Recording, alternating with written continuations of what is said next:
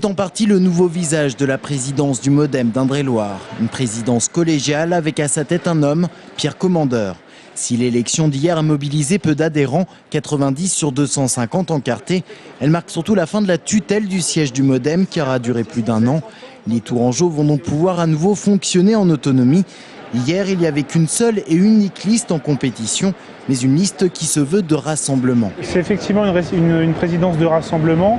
Le mouvement s'est initié au moment des Européennes. Au moment des Européennes, tout le monde a mis entre parenthèses le passé. Et on s'est dit on va tous travailler ensemble. Il y avait une attente forte des adhérents d'avoir une équipe à la tête de la fédération qui se concentre sur la construction du mouvement, sur la visibilité du mouvement. Objectif pour la nouvelle direction, préparer les régionales. Fin novembre, plusieurs réunions seront organisées avec les adhérents et les sympathisants. Mais la nouvelle équipe va surtout devoir stopper l'érosion du nombre de militants. En 1 an, le parti en aurait perdu une centaine. Des militants déçus de l'actualité qui a secoué le MoDem en Indre-et-Loire. La candidature municipale de Tours de David Martin, très critiquée, est remplacée par Guillaume Lapac. Mais surtout la suspension pour son ralliement à Jean-Germain de Colette Girard, l'ancienne présidente du parti.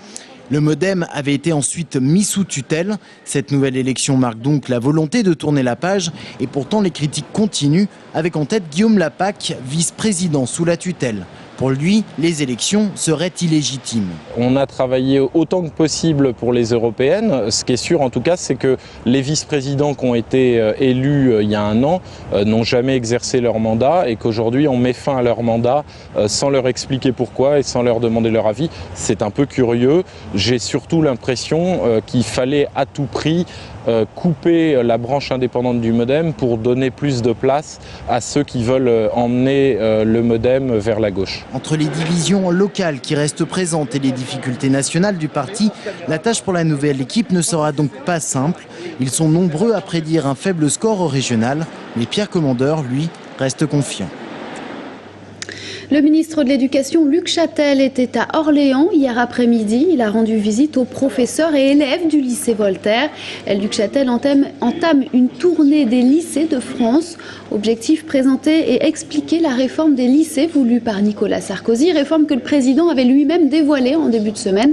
Grand principe de cette réforme, le sauvetage des classes littéraires, le choix des filières réversibles et de nouvelles orientations pour les élèves. On l'écoute tout de suite au micro de Gaël Pialot d'Orléans TV.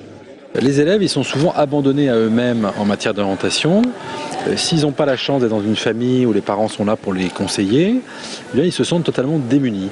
Donc moi, je propose une nouvelle mission sur la base du volontariat aux enseignants que nous rémunérerons pour cela et qui accompagneront tout au long du lycée des élèves dans leur choix d'orientation.